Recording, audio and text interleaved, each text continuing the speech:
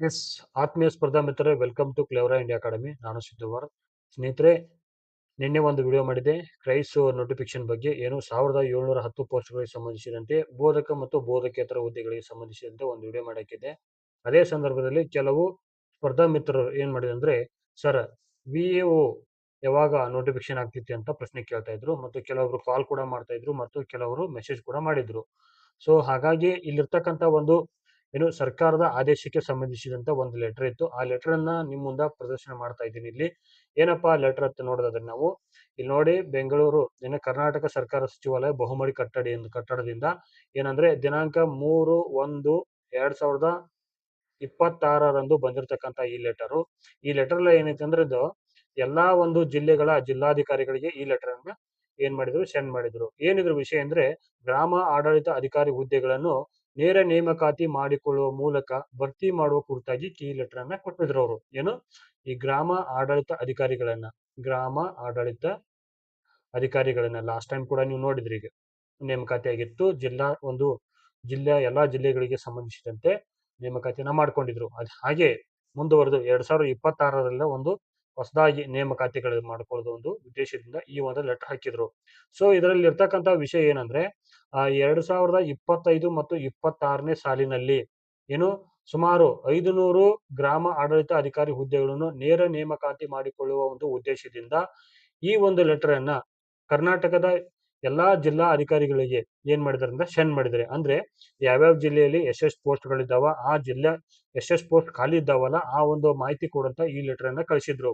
ಅಂದ್ರೆ ನಾವು ಇಂಡೈರೆಕ್ಟ್ ಆಗಿ ತಿಳ್ಕೊಬೇಕು ಏನಂದ್ರೆ, ಅಲ್ಲಿ ಗ್ರಾಮ ಆಡಳಿತ ಅಧಿಕಾರಿಗಳ ಒಂದು ಹುದ್ದೆಗಳಿಂದ ಖಾಲಿ ಇದಾವು. ಸೊ ನೋಟಿಫಿಕೇಶನ್ ಮಾಡ್ತಾರೆ ಅನ್ನೋದು ಗೊತ್ತಿತ್ತು. ಅಂದ್ರೆ ಮುಂಬರುವ ಒಂದು ದಿನಗಳಲ್ಲಿ ಎಷ್ಟು ಈ VAO ಸಂಬಂಧಿಸಿದಂತೆ ಸುಮಾರು 500 ಹುದ್ದೆಗಳನ್ನ ನೇಮಕಾತಿ ಮಾಡ್ಕೊಳ್ತಾರಂತ ಒಂದು ಭರವಸೆ ನಮ್ಮಲ್ಲಿ ಮೂಡಿತಿದ್ದು. ಸೊ ಇದನ್ನು ಕೂಡ ಎಲ್ಲಿಂದ ಮಾಡ್ತಾರಂದ್ರೆ, KE ಮೂಲಕ ಏನ್ ಮಾಡ್ತಾರಂದ್ರೆ ಈ ನೇಮಕಾತಿಯನ್ನ ಮಾಡ್ತಿದ್ದಾರೆ. ಸೊ ಕಂದಾಯ ಇಲಾಖೆಯಿಂದ ಮತ್ತಷ್ಟು ಭರ್ಜರಿ ಹುದ್ದೆಗಳನ್ನ ನಾವು ಇಲ್ಲಿ ನೋಡ್ತಾ ಇದ್ದೀವಿ.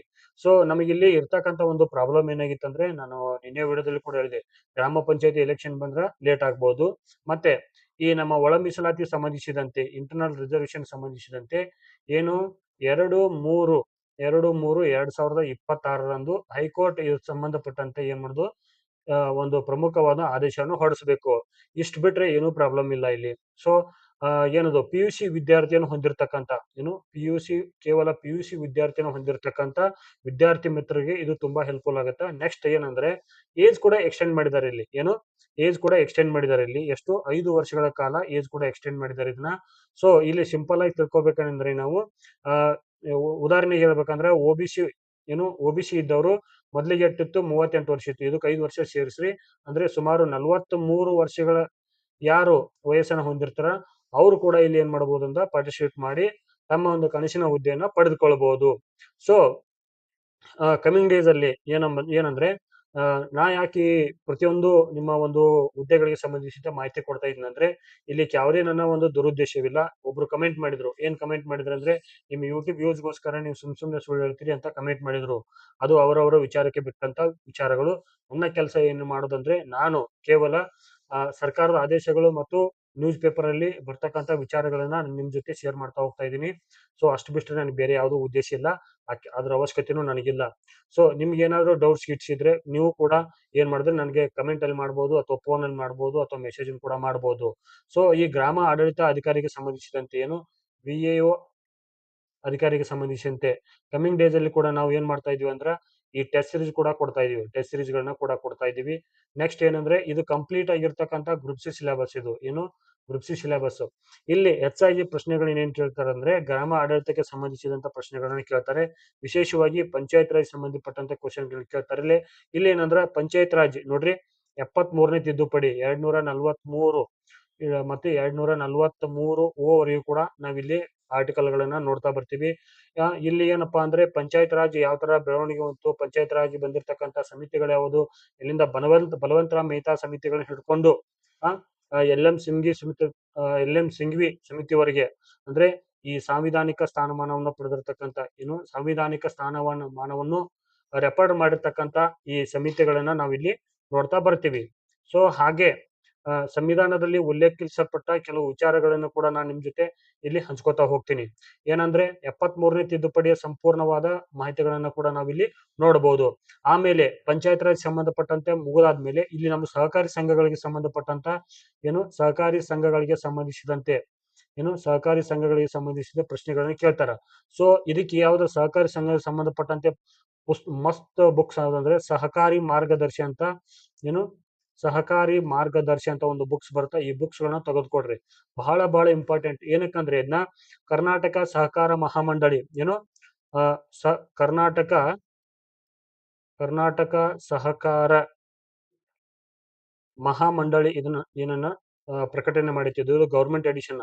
ಕ್ವಶನ್ಸ್ ಗಳ ಇಲ್ಲಿದೇನೆ ಕೇಳ್ತಾರೆ. ಅಂದ್ರೆ ಸಹಕಾರಿ ಚಳವಳಿ ಇಂಗ್ಲೆಂಡ್ ನಲ್ಲಿ ಹೆಂಗ್ ಹುಟ್ಕೋತು, ಜರ್ಮನಿ ಹೆಂಗ್ ಇತ್ತು, ಮತ್ತೆ ರೈಫಿಜನ್ ಮಾದರಿ ಸಹಕಾರ ಸಂಘಗಳೆಂದರೆ ಏನು, ಮತ್ತೆ ಮತ್ತೆ ಇನ್ನೊಂದು ರೈಫಿಜನ್ ಮತ್ತೆ ಇನ್ನೊಂದ್ ತರ ಬರುತ್ತೆ ಅಂದ್ರೆ ಏನು. ಆಮೇಲೆ ಕರ್ನಾಟಕದಲ್ಲಿ ಅಂದ್ರೆ ಭಾರತದಲ್ಲಿ 1905ರಲ್ಲಿ ಸಿದ್ದನಗೌಡ ಪಾಟೀಲ್ ಅವರು ಗದಗದಲ್ಲಿ ಯಾವ ತರ ಸಹಕಾರ ಚಳವಳಿಗೆ ಮಾರ್ಗದರ್ಶನ ನೀಡಿದ್ರು, ಮತ್ತು ಸಹಕಾರ ಮತ್ತು ಪ್ರಾಥಮಿಕ ಸಂಘಗಳ ಇದೇನು, ಮತ್ತೆ KMF ನ ಮಹತ್ವ ಏನು, KMF ಯಾವಾಗ ಸ್ಥಾಪನೆ ಆಯಿತು, ಒಟ್ನಲ್ಲಿ 360 ಡಿಗ್ರಿಯಲ್ಲಿ ಈ ಸಹಕಾರಿ ಮಾರ್ಗದರ್ಶಿ ಪುಸ್ತಕದಲ್ಲಿ ಅತ್ಯುತ್ತಮವಾಗಿರ್ತಕ್ಕಂಥ ಮಾಹಿತಿಯನ್ನ ಕೊಟ್ಟಿದ್ದಾರೆ. ಇವರು ಕರ್ನಾಟಕ ಸಹಕಾರ ಮಂಡಳಿಯವರು. ಈ ಪುಸ್ತಕವನ್ನು ತೆಗೆದುಕೊಡ್ರಿ, ನಿಮ್ಗೆ ಅಧ್ಯಯನಕ್ಕೆ ಹೆಲ್ಪ್ ಆಗುತ್ತೆ ಅಂತ ಹೇಳ್ಬೋದು ನಾನು.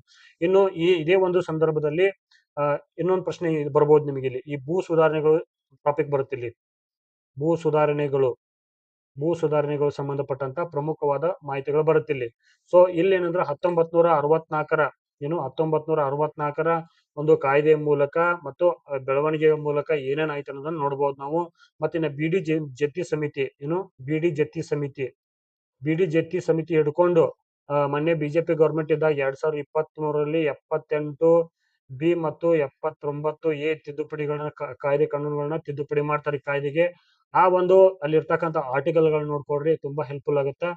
ಆಮೇಲೆ ನೆಕ್ಸ್ಟ್ ಇನ್ನೊಂದು ಏನ್ ಹೇಳೋದಂದ್ರೆ, ನಾನು ಪಂಚಾಯತ್ ರಾಜ್ ಸುಧಾರಣೆಯಲ್ಲಿ ಇರ್ತಕ್ಕಂಥ 321 ಪ್ರಕರಣಗಳಲ್ಲಿ ಪಂಚಾಯತ್ ರಾಜ್ ಸುಧಾರಣೆ PRI ನಮ್ ಕಾಯ್ದೆ ಏನಿದೆಯಲ್ಲ, ಆ ಕಾಯ್ದೆಯಲ್ಲಿ 1993ರ ಕಾಯ್ದೆಯಲ್ಲಿ 321 ಪ್ರಕರಣಗಳನ್ನ ಸಂಪೂರ್ಣವಾಗಿ ನೋಡ್ಕೊಡ್ರಿ. ಡೈರೆಕ್ಟ್ ಆಗಿ ಕೇಳ್ತಾರ. ಲಾಸ್ಟ್ ಟೈಮ್ ಏನ್ ಕೇಳಿದ್ರೆ ಪಂಚಾಯತ್ ರಾಜ್ ನೀತಿ ನಿರ್ದೇಶಕ ತತ್ವಗಳನ್ನು ಈ ಕೆಳಗಿನ ಯಾವ ಒಂದು ಪ್ರಕರಣ ತಿಳಿಸುತ್ತೆ ಅಂತ ಹೇಳ್ತಿರೋ. ಒಂದು ಎ ಪಂಚಾಯತ್ ರಾಜ್ ನೀತಿ ನಿರ್ದೇಶಕ ತತ್ವಗಳನ್ನು ಪಂಚಾಯತ್ ರಾಜ್ ನೀತಿ ನಿರ್ದೇಶಕ ತತ್ವಗಳನ್ನು ಈ ಕೆಳಗಿನ ಯಾವ ಪ್ರಕರಣ ತಿಳಿಸುತ್ತೆ ಅಂತ ಹೇಳಿದ್ರು ಅಂತ ಪ್ರಶ್ನೆಗಳನ್ನ ಕೇಳಬಹುದು. ಮತ್ತೆ ಆರ್ಟಿಕಲ್ 243 ಡಿ ಮೂಲಕ ಮೀಸಲಾತಿಗೆ ಸಂಬಂಧಿಸಿದಂತ ಮಾಹಿತಿಗಳನ್ನ ಸಂಪೂರ್ಣವಾಗಿ ನೋಡ್ಕೋಬೇಕು.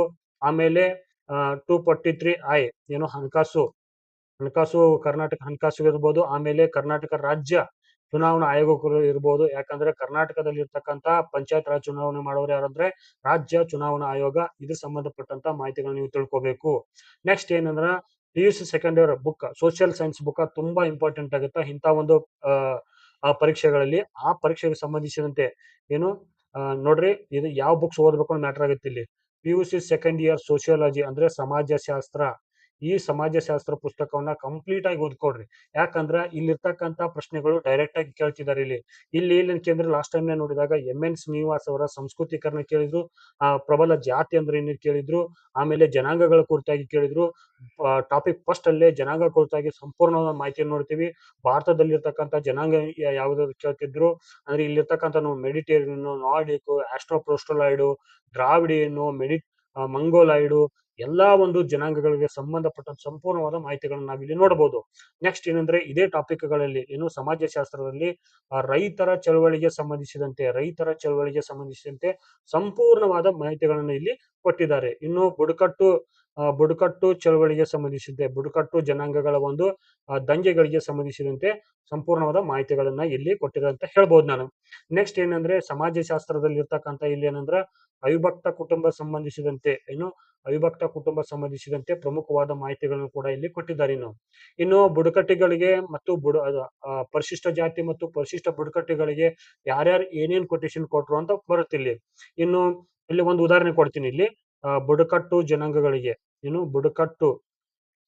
ಬುಡಕಟ್ಟು ಜನಾಂಗಗಳನ್ನು ಅಥವಾ ಆದಿವಾಸಿಗಳನ್ನು ಹಿಂದುಳಿದ ಹಿಂದೂಗಳು ಎಂದು ಕರೆದವರು ಯಾರು ಕೇಳ್ತಾರೆ ಇಲ್ಲಿ. ಹಿಂದುಳಿದ ಹಿಂದೂಗಳು ಯಾರು ಕೇಳ್ತಾರ. ಇದ್ಯಾರು ಜಿ ಎಸ್ ಗುಯ್ರೆ. ಸೊ ಇಂಥ ಮಾಹಿತಿಗಳನ್ನ ಕಂಪ್ಲೀಟ್ ಆಗಿ ಕೊಟ್ಟಿದ್ದಾರೆ. ಅದರಲ್ಲಿ ಮಹಾತ್ಮ ಗಾಂಧೀಜಿ ಏನಂತ ಕರೆದ್ರು, ಮತ್ತೆ ಡಾಕ್ಟರ್ ಬಿ ಆರ್ ಅಂಬೇಡ್ಕರ್ ಅವರು ಹಿಂದುಳಿದ ಬುಡಕಟ್ಟು ಜನಾಂಗಗಳನ್ನ ಏನಾದ್ರು ಕರೆದ್ರು, ಮತ್ತೆ ಪರಿಶಿಷ್ಟ ಜಾತಿಗೆ ಸಂಬಂಧಿಸಿದ ಕಾಯ್ದೆ ಕಾನೂನುಗಳನ್ನ ಸಂಪೂರ್ಣವಾಗಿ ಸಮಾಜಶಾಸ್ತ್ರ ಪುಸ್ತಕದಲ್ಲಿ ಕೊಟ್ಟಿದ್ದಾರೆ. ಸೊ ಸಮಾಜಶಾಸ್ತ್ರ ಪುಸ್ತಕ ನಮ್ಮ ಒಂದು VAO ಎಕ್ಸಾಮ್ಗೆ ತುಂಬಾ ಹೆಲ್ಪ್ಫುಲ್ ಆಗ್ತಂತ ನಾನು ಹೇಳ್ಬಹುದು ಇಲ್ಲಿ. ನೆಕ್ಸ್ಟ್ ಏನಂದ್ರೆ ಆ, ರಾಷ್ಟ್ರೀಯ ಹಿಂದುಳಿದ ವರ್ಗಗಳ ಆಯೋಗಗಳ ಕುರಿತಾಗಿ ಸಂಪೂರ್ಣವಾದ ಮಾಹಿತಿ ಕೊಟ್ಟಿದ್ದಾರೆ. ಅಲ್ಲಿ ಏನಾಗತ್ತೆ ಅಂದ್ರೆ ಹಿಂದುಳಿದ ವರ್ಗಗಳ ಆಯೋಗಗಳನ್ನ ಮತ್ತು ಪರಿಶಿಷ್ಟ ಜಾತಿ ಪರಿಶಿಷ್ಟ ಪಂಗಡಗಳ ಆಯೋಗಗಳನ್ನ ಯಾವ ತಿದ್ದುಪಡಿಯ ಮೂಲಕ ಮತ್ತೆ ಯಾವ ಒಂದು ವಿಧಿಯ ಮೂಲಕ ಅವುಗಳನ್ನ ಡಿವೈಡ್ ಮಾಡಿದ್ರು ಮತ್ತು ಯಾವ ಸಂವಿಧಾನಕ್ಕೆ ತಿದ್ದುಪಡಿಯ ಮೂಲಕ ಅವುಗಳು ಬೆಳವಣಿಗೆ ಹೊಂದಿದ್ದು ಅಂತ ಸಂಪೂರ್ಣವಾದ ಮಾಹಿತಿಗಳನ್ನ ಕೊಟ್ಟಿದ್ದಾರೆ. ಸೊ ಹಾಗಾಗಿ ನೀವೇನ್ ಮಾಡ್ರಿ, ಸಮಾಜಶಾಸ್ತ್ರ PUC ಸೆಕೆಂಡ್ ಇಯರ್ ಬುಕ್ ಅನ್ನ ಕಂಪ್ಲೀಟ್ ಆಗಿ ಓದ್ಬೇಕಂತ ನಾನು ಇಲ್ಲಿ ನಿಮ್ಗೆ ಸಜೆಷನ್ ಕೊಡಬಹುದು. ಸೊ ಆಮೇಲೆ ಪ್ರಚಲಿತ ವಿದ್ಯಮಾನಗಳಿಗೆ ಸಂಬಂಧಿಸಿದಂತೆ 10 ಹಲವು ಪ್ರಶ್ನೆಗಳನ್ನ ಕೇಳ್ತಿರ್ತಾರೆ ಇಲ್ಲಿ. ಏನು ಒಂದು 10ರಿಂದ 15 ಪ್ರಶ್ನೆಗಳನ್ನ ಕೇಳ್ತಿರ್ತಾರ. ಸೊ ಇದಕ್ಕಾಗಿ ಪ್ರಜಾವಾಣಿ ಪೇಪರ್ ಅನ್ನ ನೀಟಾಗಿ ಓದ್ಕೊಡ್ರಿ. ಒಂದು ವಾರ್ಷಿಕವಾಗಿರ್ತಕ್ಕಂಥ ಒಂದು ಇಯರ್ ಬುಕ್ ಅನ್ನ ತೆಗೆದುಕೊಡ್ರಿ. ಮಾರ್ಕೆಟ್ ಅಲ್ಲಿ ಸಾಕಷ್ಟು ಬುಕ್ಗಳು ಬಂದಾವ. ಆ ಬುಕ್ ಗಳಲ್ಲಿ ಯಾವ್ದಾದ್ರು ಒಂದು ತಗೊಂಡು ನೀಟಾಗಿ ಕುತ್ಕೊಂಡು ಓದ್ಕೊಡ್ರಿ. ಮತ್ತಿನ್ನ ಹಿಸ್ಟ್ರಿಗೆ ಮತ್ತು ಕಾನ್ಸ್ಟಿಟ್ಯೂಷನ್ ಸಂಬಂಧಿಸಿದಂತ ಸಂಪೂರ್ಣವಾದ ಮಾಹಿತಿಗಳನ್ನ ತಿಳ್ಕೊಳಕ್ ಪ್ರಯತ್ನ ಮಾಡ್ರಿ. ಮೆಂಟಲ್ ಎಬಿಲಿಟಿ ಬಂದಂತ ಪ್ರಶ್ನೆಗಳನ್ನು ಕೂಡ ಇಲ್ಲಿ ಕೇಳ್ತಾರ. ಆಮೇಲೆ ಪೇಪರ್ 2 ಅಲ್ಲಿ ಬಹಳ ಇಂಪಾರ್ಟೆಂಟ್ ಆಗುತ್ತೆ. ಇಲ್ಲಿ ಪೇಪರ್ 2 ಅಲ್ಲಿ ಏನು ಹೇಳ್ತಾರೆ, ಕನ್ನಡ ನೋಡ್ತೀವಿ. ಇಲ್ಲಿ ಕನ್ನಡ ಎಷ್ಟಿರುತ್ತಾ 35 ಮಾರ್ಕ್ಸ್ಗಳು ನೋಡ್ತೀವಿ.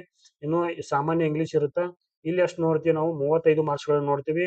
ಇನ್ನು ಕಂಪ್ಯೂಟರ್ ಇರ್ತಿಲ್ಲಿ, ಹೌದಾ, ಕಂಪ್ಯೂಟರ್ ಇರ್ತಿಲ್ಲಿ ಕಂಪ್ಯೂಟರ್ ಎಷ್ಟಿರ್ತಾವ 30 ಮಾರ್ಕ್ಸ್ ಇರ್ತಾವ. ಸೊ ಸಾಧ್ಯದ ಮಟ್ಟಿಗೆ ಕನ್ನಡದಲ್ಲಿ ನೀವು ಎಷ್ಟು ತೆಗಿಬೇಕಂದ್ರೆ 30 ತೆಗಿಬೇಕು. ಇಂಗ್ಲಿಷ್ ಅಲ್ಲೂ ಕೂಡ ನೀವು ಒಂದು 28 ಮಾರ್ಕ್ಸ್ ತೆಗಿಬೇಕು.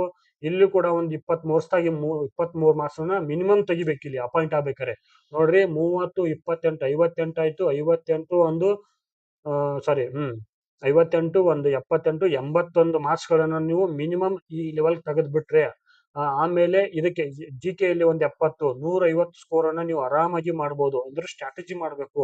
ಯಾವ ತರ ಸ್ಟ್ರಾಟಜಿ ಮಾಡ್ತಾರಲ್ಲ ಅದ್ರ ಮೇಲೆ ನಿಮ್ಮ ಫಲಿತಾಂಶ ಏನಾಗತ್ತಂದ್ರ ಇದು ಬರುತ್ತೆ. ಲಾಸ್ಟ್ ಟೈಮ್ ಕೂಡ ನೀವು ನೋಡ್ತೀರಿ, ಕ್ಯಾಟಗರಿಗಳ ಆಧಾರದ ಮೇಲೆ 120 to 150 ಒಳಗೆ ಎಲ್ಲಾ ಕಟ್ ಆಫ್ಸ್ ಗಳದಾವ. ಸೊ ಸಾಧ್ಯದ ಮಟ್ಟಿಗೆ ಈ 500 ಹುದ್ದೆಗಳಲ್ಲಿ, ನಿಮ್ಮ ಕನಸಿನ ಹುದ್ದೆಗಳಲ್ಲಿ ಕಂದಾಯ ಅಧಿಕಾರಿ ಆಗಬೇಕು ಅಂದ್ರೆ ಗ್ರಾಮೀಣ ಕಂದಾಯ ಅಧಿಕಾರಿ ಅಂದ್ರೆ ನಥಿಂಗ್ ಬಟ್ ಅದು VAO ಆಗ್ಬೇಕಾದ್ರೆ ಒಂದು ಸ್ಟ್ರಾಟಜಿ ಮಾಡ್ರಿ. ಸ್ಟ್ರಾಟಜಿ ಮೂಲಕ ನಿಮ್ಮ ಒಂದು ಫಲಿತಾಂಶವನ್ನ ಅತ್ಯುತ್ತಮ ರೀತಿಯಲ್ಲಿ ಪಡಿಸ್ಕೊಡ್ರಿ. ಲಾಸ್ಟ್ ಟೈಮ್ ಕೆಲವೊಬ್ರು ಡಿಜಿಟಲ್ ಹೋಗಿರ್ತೀರಿ, ಅಂತವ್ರು ಕೂಡ ಏನ್ ಮಾಡ್ರಿ, ಒಂದು ಉತ್ತಮವಾದ ಮತ್ತಷ್ಟು ಪ್ರಯತ್ನ ಮಾಡ್ರಿ. ಮತ್ತೆ ಲಾಸ್ಟ್ ಟೈಮ್ ವೆರಿಫಿಕೇಶನ್ ಹೋಗಿರ್ತೀರಿ, ಅಂತವ್ರು ಕೂಡ ಇಲ್ಲಿ ಪಾರ್ಟಿಸಿಪೇಟ್ ಮಾಡಿ ಏನ್ ಮಾಡ್ಬೇಕಂದ್ರ ನಿಮ್ಮ ಒಂದು ಉತ್ತಮ ಫಲಿತಾಂಶನ ಪಡೆದುಕೊಳ್ಳಕ್ಕೆ ಏನು ಅನುಕೂಲ ಆಗುತ್ತೆ. ಇನ್ನು ಸಾಕಷ್ಟು ಟೈಮ್ ಐತಿ. ಮತ್ತೊಮ್ಮೆ ರೀಸ್ಟಾರ್ಟ್ ಮಾಡ್ರಿ, ರಿವಿಷನ್ ಮಾಡ್ರಿ ಮತ್ತು ಸ್ಟಡಿ ಮೆಡಿಟೇಷನ್ ಮಾಡಿ. ಹೌದಾ, ಇಲ್ಲಿ ಸ್ಟಡಿ ಮೆಡಿಟೇಷನ್ ಮಾಡ್ರಿ. ಇದು ಸ್ಟಡಿ ಮೆಡಿಟೇಷನ್ ಈ ಕಾನ್ಸೆಪ್ಟ್ ಇಂಟ್ರೊಡ್ಯೂಸ್ ಮಾಡ್ಕೊಡ್ರಿ. ಈ ಕಾನ್ಸೆಪ್ಟ್ ಸ್ಟಡಿ ಮೆಡಿಟೇಷನ್ ಕಾನ್ಸೆಪ್ಟ್ ಅಳವಡಿಸ್ಕೊಡ್ರಿ. ಆ ಸ್ಟಡಿ ಮೆಡಿಟೇಷನ್ ಏನ್ ಮಾಡ್ತೈತೆ ಅಂದ್ರೆ ನಿಮ್ ಸ್ಟಡಿಗೆ ಸಂಬಂಧಪಟ್ಟ ಸಂಪೂರ್ಣವಾದ ಒಂದು ರಿಸಲ್ಟ್ ಕೊಡುತ್ತೆ ಅಂತ ನಾನು ಹೇಳ್ಬೋದು. ಆ ಸ್ಟಡಿ ಮೆಡಿಟೇಷನ್ ಯಾವ ತರ ಮಾಡ್ಬೇಕು, ಏನ್ ಮಾಡ್ಬೇಕು ಅನ್ನೋದು ಮುಂದಿನ ಒಂದು ವಿಡಿಯೋದಲ್ಲಿ ಹೇಳ್ಕೊಡ್ತೀನಿ ನಿಮ್ಗೆ. ಬಟ್ ಇವಾಗ ಏನೈತೆ ಅಂದ್ರೆ VAO ನೋಟಿಫಿಕೇಶನ್ ಆಗೋದು ಶತಸಿದ್ಧ. VAO ನೋಟಿಫಿಕೇಶನ್ ಆಗೋದು 500 ಹುದ್ದೆಗಳ ನೇಮಕಾತಿ ಆಗೋದು ಶತಸಿದ್ಧ. ಲಾಸ್ಟ್ ಟೈಮ್ ನೀವು ನೋಟಿಫಿಕೇಶನ್ ಅಲ್ಲಿ ನೋಡಿರಿ, ಜನವರಿ ತಿಂಗಳಲ್ಲೇ ಬಂದಿರತಕ್ಕಂತ ಒಂದು ಪತ್ರ. ಅದು ನಾನು ಇವಾಗ ಕೊಡ್ತಾ ಇರೋದಲ್ಲ. ಸುಮ್ನೆ ನಿನ್ನೆ ಒಂದಿಬ್ರು 3-4 ಜನ ಕೇಳಿದ್ರು, ಒಂದು ವಿಡಿಯೋ ಮಾಡಿ ತಿಳಿಸಿ ಸರ್ ಅದ್ರ ಬಗ್ಗೆ ಸಂಪೂರ್ಣ ಮಾಹಿತಿ ಅಂತ ಹೇಳಿದ್ರು. ಮತ್ತೆ ಈ ಒಂದು ಸಂಬಂಧಪಟ್ಟಂತ ಹೆಚ್ಚಿನ ಮಾಹಿತಿ ನಿಮಗೆ ಏನಾರ ಬೇಕಾಗಿದ್ರ 8660186299 ಈ ನಂಬರ್ಗೆ ಕಾಲ್ ಅಥವಾ ಮೆಸೇಜ್ ಮಾಡ್ರಿ. ಇದಕ್ಕೆ ಸಂಬಂಧಪಟ್ಟಂತ ಮಾಹಿತಿಗಳನ್ನು ನಿಮ್ ಜೊತೆ ಶೇರ್ ಮಾಡ್ಕೋತೀನಿ. ಸ್ನೇಹಿತರೆ, ಈ ಒಂದು ವಿಡಿಯೋ ಕಳಿಕೆ ನಿಮ್ಮೆಲ್ಲರೂ ಕೂಡ ಧನ್ಯವಾದಗಳು. ಹಾಗೆ ಈ ಕ್ಲೇವರಾ ಇಂಡಿಯಾ ಅಕಾಡೆಮಿ ಚಾನಲ್ ಸಬ್ಸ್ಕ್ರೈಬ್ ಮಾಡ್ಕೊಳ್ಳಿ. ಬೆಲ್ ಬಟನ್ ಒತ್ತೋದ್ರ ಮೂಲಕ ನೋಟಿಫಿಕೇಶನ್ ಆನ್ ಮಾಡಿಕೊಡ್ರಿ. ನಾನು ಮಾಡತಕ್ಕಂತ ಎಲ್ಲಾ ವಿಡಿಯೋಗಳು ನಿಮಗೆ ಬರ್ತಾವ. ಸೊ ಹೀಗೆ ನಮ್ಮ ವಿಡಿಯೋನ ಲೈಕ್ ಮಾಡ್ತಾ ಮತ್ತೆ ಸಪೋರ್ಟ್ ಮಾಡ್ತಾ ಇರ್ತೀನಿ ಅಂತ ಭಾವಿಸ್ತೀನಿ. ನಿಮ್ಮೆಲ್ಲರೂ ಕೂಡ ಮತ್ತೊಮ್ಮೆ ಧನ್ಯವಾದಗಳು. ಶುಭ ದಿನ.